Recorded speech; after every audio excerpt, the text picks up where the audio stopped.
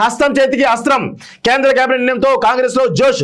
Party mileage పెంచుకునేందుకు వ్యూహాలు. జనాల్లోకి బలమైన నినాదంగా తీసుకెళ్లేటువంటి ప్లాన్. తమ ఒత్తిడితోనే కేంద్రం తలొగ్గిందని ప్రచారం. కాంగ్రెస్ కు ఊరటనిచ్చేలా బీజేపీ నిర్ణయం అంటూ చూస్తాం. ఎవరికి ఊరటనిచ్చినా అంటే మనం అనుకుంటాం ఊరటనిచ్చిందా లేదా పక్కన పెట్టి అది బీసీలకు ఒక మంచి జరిగేటువంటి అంశం.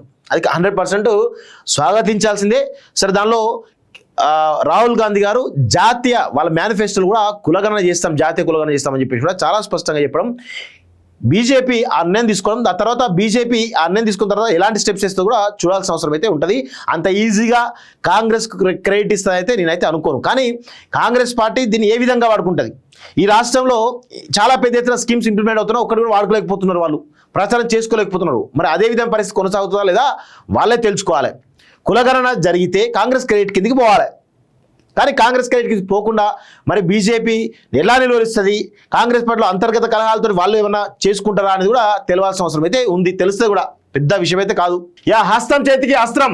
కేంద్ర కేబినెట్ నిర్ణయంతో కాంగ్రెస్ లో జోష్. పార్టీ మైలేజ్ పెంచుకునేందుకు వ్యూహాలు. జనాల్లోకి బలమైన నినాదంగా తీసుకెళ్లేటువంటి ప్లాన్. తమ ఒత్తిడితోనే కేంద్రం తలొగ్గిందని ప్రచారం. కాంగ్రెస్ కు ఊరటనిచ్చేలా బీజేపీ నిర్ణయం అంటూ చూస్తాం. ఎవరికి ఊరటనిచ్చినా అంటే మనం అనుకుంటాం ఊరటనిచ్చిందా లేదా పక్కన పెట్టి అది బీసీలకు ఒక మంచి జరిగేటువంటి అంశం. అది 100% స్వాగతించాల్సిందే. సరే, దానిలో రాహుల్ గాంధీ గారు జాతీయ వాళ్ళ మేనిఫెస్టోలు కూడా కులగణన చేస్తాం, జాతీయ కులగణన చేస్తామని చెప్పేసి కూడా చాలా స్పష్టంగా చెప్పడం. బీజేపీ ఆ నిర్ణయం తీసుకోవడం, ఆ తర్వాత బీజేపీ ఆ నిర్ణయం తీసుకున్న తర్వాత ఎలాంటి స్టెప్స్ వేస్తే కూడా చూడాల్సిన అవసరం అయితే ఉంటుంది. అంత ఈజీగా కాంగ్రెస్ క్రెడిట్ ఇస్తుందైతే నేనైతే అనుకోను. కానీ కాంగ్రెస్ పార్టీ దీన్ని ఏ విధంగా వాడుకుంటుంది? ఈ రాష్ట్రంలో చాలా పెద్ద ఎత్తున స్కీమ్స్ ఇంప్లిమెంట్ అవుతున్నా ఒక్కటి కూడా వాడుకోలేకపోతున్నారు, వాళ్ళు ప్రచారం చేసుకోలేకపోతున్నారు. మరి అదే విధంగా పరిస్థితి కొనసాగుతుందా లేదా వాళ్ళే తెలుసుకోవాలి. కులగణన జరిగితే కాంగ్రెస్ క్రెడిట్ కిందికి పోవాలి.